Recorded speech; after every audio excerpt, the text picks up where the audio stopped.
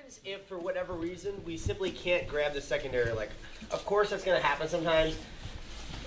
It might be the case that his base is really wide before you even enter the position, or maybe when you get there, you let go of the leg for a second to maybe, sometimes you'll like have to frame additionally because there's so much pressure, and at that point he takes the other leg and brings it away. For whatever reason, we don't have control of his secondary leg, and now we have to do something else, okay?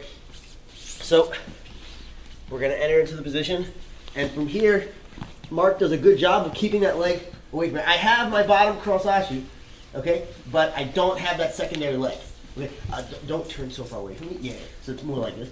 Pick this leg up for me. Like that. Okay. Yeah, usually something like this. Okay, so we're here, and I'm finding it's just so hard to get a hold of that leg and control it. So what we're gonna do is, I take my left hand, I grasp his heel. Okay, now sometimes we can grasp the heel and push the man over with one leg. It doesn't happen that often, guys. It's a good thing you always want to try to do it at first because it chains into the next attack, but don't expect it to work that often, to be honest. So it comes back up. But we always want to start with this. Okay, so I grasp here, and now put both your hands on the mat. Yeah, so I grasp here, and I'm trying this, but I recognize it's not super high percentage, but again, it's a starting point. Okay, now I'm going to take my right foot, and I push at this knee. Okay, now I take this left leg, I take it out, and now I've got this, no, don't fall over, don't fall over. I've got this configuration of my legs here. All right, now what I'm gonna do is my left hand goes from the heel to the back of the other leg. Okay, now I'm gonna pass to, let me go with somebody who's a bit more basic. Let me use you. So let me just get on this side. So we're here, he picks this leg up, yeah, and I'm like, I can't get at that leg.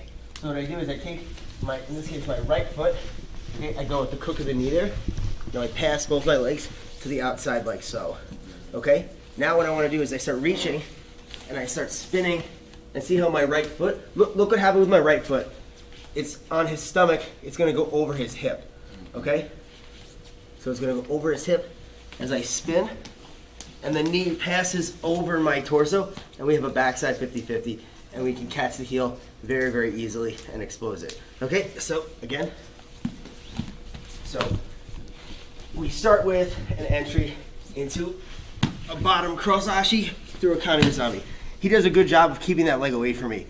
So at this point, to topple him is like, it's gonna be very, very difficult. So I'll start with this, and I'll take my legs, and they come outside. Now here, what I want to do is I want to convert this. This is a bottom outside Senkaku. What I want to do is I want to convert this into a backside 50-50. So I take my hands, one hand, and now the second hand passes off at the same time. My right foot goes from on his stomach to on his hip. So I spin behind, and the knee passes over my torso. My left hand grabs the front of the knee, and now look, I really didn't even do anything. His heel fell right into my wrist. Right, so you gain heel exposure by entering this position almost automatically. Okay, so let's go again. So we enter into the bottom cross ashi. Now, for him to base out, one thing that he gives me is more space to work with. Okay, because if this was tight, you're not doing this move. But guess what? You wouldn't need to do it, so it doesn't matter, right? But now because he's basing out, there's more space. It's going to be easier for you to make these transitions that you need to make to get to this backside 50-50, okay? So this is a variation of, so just pick this leg up. This is a variation of just a spin under from a bottom 50-50, okay? So that's a basic spin under or spin inside from a bottom 50-50. Pretty much what we're doing is we're trying to perform that same motion while we have a bottom cross ashi, okay? So we're bailing on the position because we really can't do too much with it. And we're switching to that spin under motion from a bottom 50-50 situation. Okay, so where I'm going here. And it's the key to this sort of motion, guys, is getting this foot on the front of this hip. Okay, that's, and my hands pulling and pushing on the secondary leg. That's what ends me into the backside 50-50 with the heel exposed. Now again, from a cross ashi situation, yeah, however we got there. So I've got this bottom cross ashi. It's the same thing here, where I start here, and we expose the heel. Okay? Make sense, guys? Yes. Any questions? Sure. So let's go on this side. Yeah, go on this side. So first, guys, this foot goes here, right? And now I come here, and now we pass off, and the knee comes over our torso, and we catch the heel. You could either lock your legs here, or you could keep this foot on the far hip. It's up to you guys. If the foot's on the far hip, make sure that your hand is grabbing the knee. Okay, so now as you go to free the knee, pull the knee up. He can't because I'm holding it. Yeah. Does that make sense, guys? All right, good. Do you have a question? I don't want to sound like the stupidest guy in the room, but can you do it one more time? Yeah, no worries. It's all good. So, pick this leg up. Just to make it easy to get to the cross ashi. Yeah. So look, I'm here in a cross ashi, right? Yes. Now look, my whole goal, so look, take a look at my right leg. Right now it's on the inside. My whole goal is to get this foot draped over this hip so I can use my hands to spin behind him. Right now, if I use my hands to spin behind him, I just get, like, see what happens? Yeah, this is a big, remember, this was like a big mistake. We don't want that to happen. So if I just spin, yeah, I'm just getting crushed. Not a good idea. So instead, we're going to convert the position into another position where that motion doesn't put me into dangerous situations, all right? So I go here, so this starts, now the legs come out, like so, okay? Now from here, what I'm going to do is, look, see, that's what I want right there. And now it's the action of this hand. See, this is the start, okay? So it's like a pull and then a push, and now this hand continues the same movement. Does that make sense? Yes. Yes? Okay, good. It's, like I said, it is a variation on, yeah, come back over here. It's a variation on a spin under or a spin inside from a bottom 50-50. Okay, so over here. It's the same fundamental movement. Do you get what I mean? That makes sense. Yeah, so it's just initiated from a cross ashi. We're in a cross ashi, we're getting crushed, and there's really nothing else we can do. Your options at this point would either be bail on the position completely, which is sometimes what you probably should do, but if you feel comfortable with this is another movement you can make to shift things so you can keep attacking with the legs, okay? Make sense? Yes? Okay. That wasn't a stupid question at all. Yeah. Any other questions, guys? You need the space to do this move. Correct. It's when he kicks that leg up. See, now there's the space because you can't really do the move before, so, and now you need to do this one, but you can because of the space. So this one comes to this outside part of this foot here, right? Yeah. And I'm looking to get to this. Yes, good. Right, so now I'm in this like 80-20 here, and I want to start working my way, spinning underneath it, right? Yeah, you want your head, essentially this is what's going to happen with your head. Do you see? So do I want to start taking it this way? Yes, exactly. That's the move right there. You just did it. That was good. So just think about your head going in that direction. Yeah, okay. Got it. Yeah, I should have said that. No. It's fine. Yeah. Okay, that was good. Nice. Thank you. No problem. All right, guys. Now let's look at some of my old matches, and I'm gonna break down for you guys the evolution of my thought on solving the main problem that this spin under movement from a bottom cross ashi intends to solve. Okay, so it's basically, I mean, it's the question I get asked the most, at least insofar as like technical questions are concerned, which is how do I not get crushed from a bottom cross ashi, or like how do I not get smashed? All right, so let's take a look at.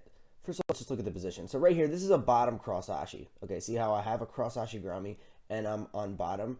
Now, we're gonna look at what I think is the optimal solution to this problem from the outset, and then we're gonna look at how this spin under, okay, features into when that initial solution to the problem fails. Okay, so anyway, so here I gain inside position with both of my legs, and then I grip behind both of his knees.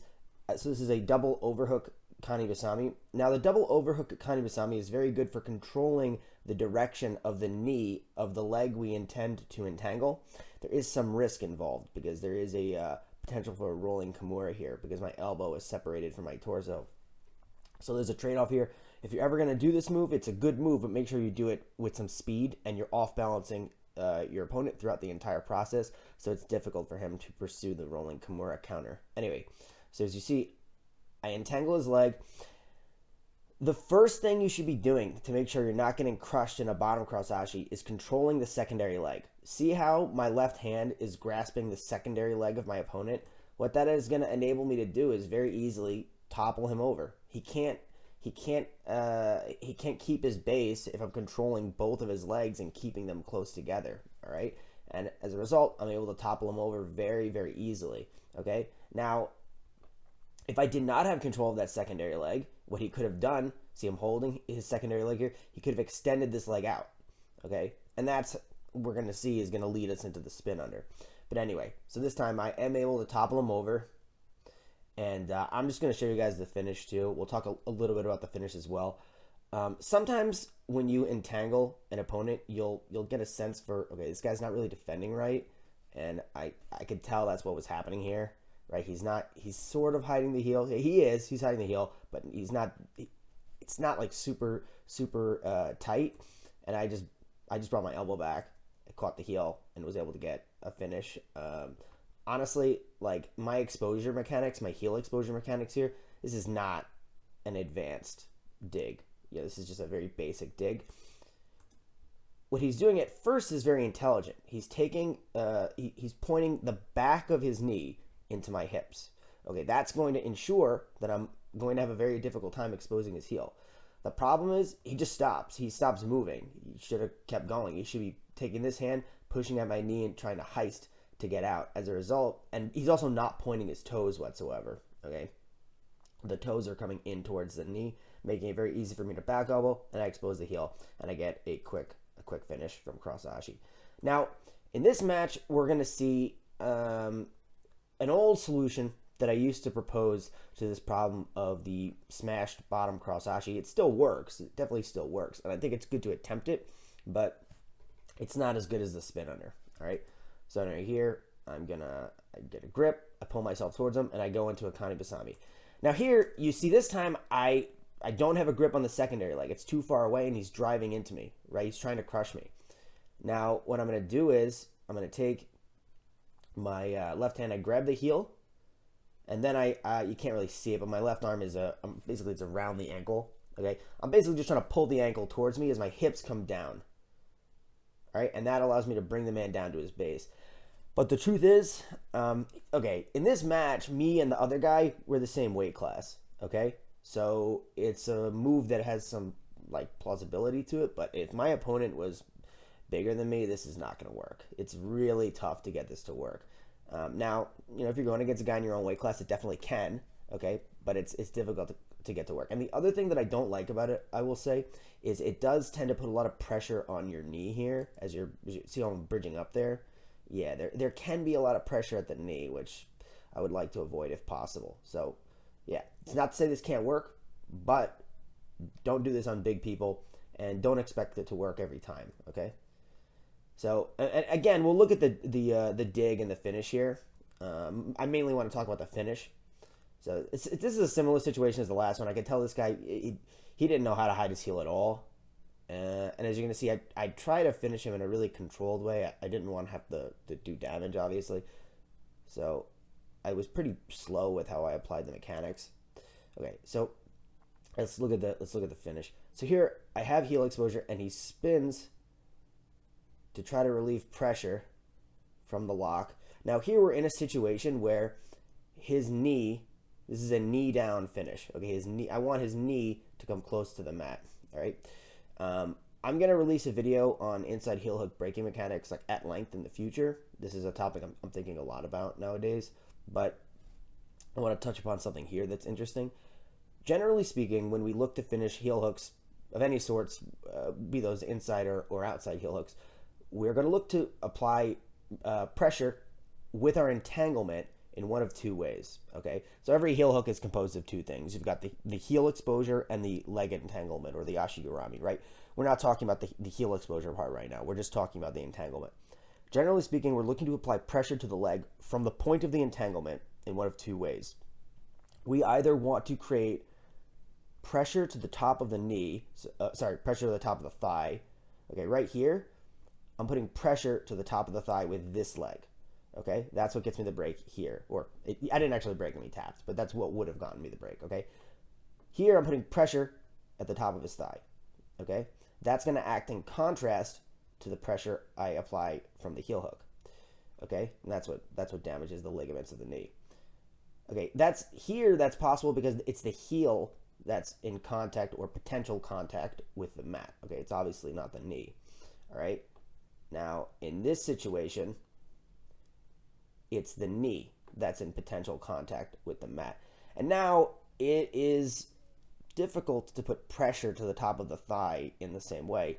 Instead, what happens is when you're in a situation when the knee is facing the mat and you're trying to break someone's leg, don't think about applying pressure to the thigh, but rather think about applying pressure through the knee. So my hips are going, they're bridging in and down through the knee. Okay, now that is still happening here.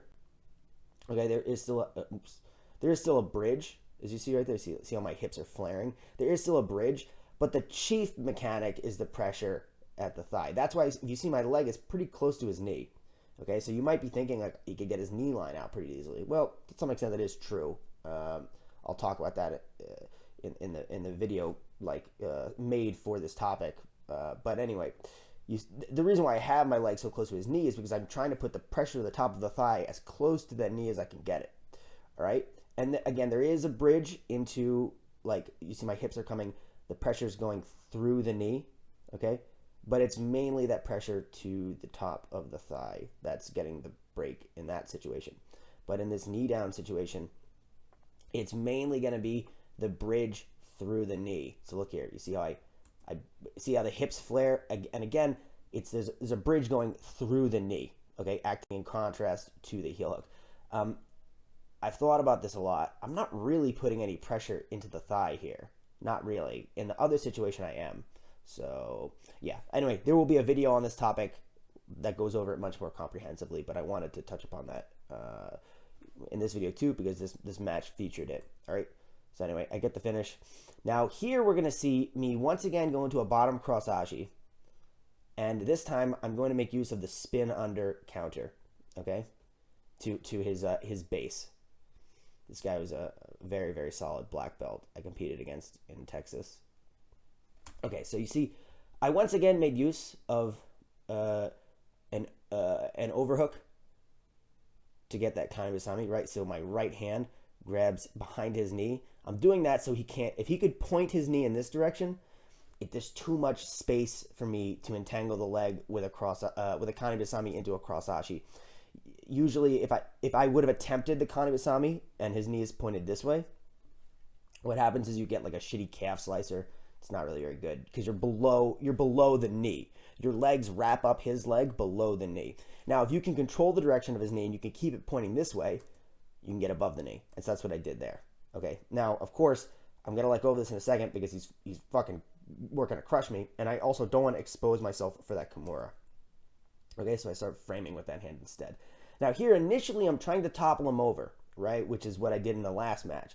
I grabbed at the point of the ankle, and I'm going to try to bridge and topple him over. But this guy, he's much better than the last guy. His base is very, very solid, so no dice. I am actually able to expose his heel here, but I could feel, in this match, I could feel like, okay, the pressure is too much. I'm not getting the finish there. So I literally just let go of it. Now, see, as he bases out, what happens is there becomes a lot of space for me to take my legs. Okay, we're going to see I'm going to bring them inside. And that allows me to spin under, and I catch the heel. And he can't really see it. The angle's not great, but I caught the heel, and he tapped in this, I would call this a Russian Ashi Garami, where my legs are both on the outside around both legs. Okay. It's similar to Craig Jones had the same position against Mateus Lutish in Polaris. Craig didn't get the finish, but he still got the position and he exposed the heel. Mateus is obviously very tough, so it's hard to get him anywhere. This guy is very tough too. His name is Cody Hofstadter. Very, very solid black belt. But I was able to get the tap here. Okay.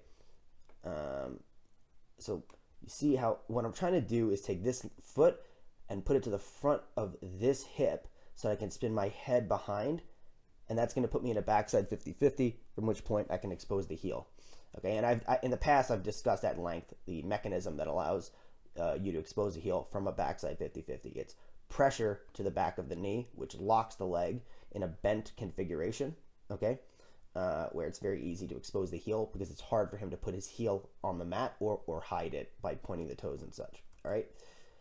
Now, Cody's very good. What he's looking to do is he's back stepping, or sorry, he's not back stepping. He's driving this knee in here, okay, because he's trying to interrupt my entanglement, and he's bringing his own hips to the mat because what he wants to do is he wants to hide the back of his knee, right? So think about if you're in a situation where you're trying to get somebody's back, okay, you go to get, let's say you pass their guard and they turtle up, their back is now facing the ceiling, which potentially exposes it to you, all right? It's a similar situation with the back of the knee. If the back of the knee is facing out into open space, or towards the ceiling or whatever, you can potentially expose it. The way you could hide the back of your knee or the back of your shoulders is by putting it against the mat, right? So if you put it against the mat, it's like as if you're standing against a wall. No one's going to get behind you unless you're standing against the wall. If you're standing against the wall, right? It's a similar idea here. So the reason why people will bring their own hips to the mat is they're trying to hide the space behind their knee. Just as if people put their shoulders to the mat, they're trying to hide the space behind their shoulders so you can't take their back. It's the same basic concept of the dichotomy between back exposure and you could say chest exposure for the upper body, but like knee exposure for the lower body. Yeah. Anyway, so that's what he looks to do, but I'm able to expose the heel as he's doing it. I was a little bit faster than him, and I got the heel hook, and I got the tap. So, yeah. Anyway, so this is now one of the main things I'm doing when I get put into a bottom cross ashi. Like if I ever do a kanamisami and I wrap up somebody's leg, and they base out strong, right? Well, he's basically got one of two options. Either he's not going to base. Well, here I'm sure Vivek, my opponent here, would have liked to have based out, but I grabbed the leg before he was able to. But anyway, he's either not going to base out, or maybe you're stopping him from basing out because you're controlling the secondary leg, and then you can bring him over, okay? Or he is going to base out, and by basing out, he opens up space for you to bring your legs in. Okay, if he didn't base out, if this knee was down to the mat and it was close to me, I could have grabbed it and then brought him over that way. Okay, because it's not, because this is a pretty smart move on his part, right? He's trying not to get toppled over. He doesn't want his hips to be put on the mat, right? That's going to give me a lot of power to attack him. I could come on top, or I could look for the heel hook. What he's doing is he's basing out. But because he's basing out, there's limb extension, which I can use to take my own legs through that open space, and we can get the heel hook. Okay? So practice this, guys, and I hope it helps. And I hope you see the evolution of the development of my thought on this topic, and it's useful to you guys.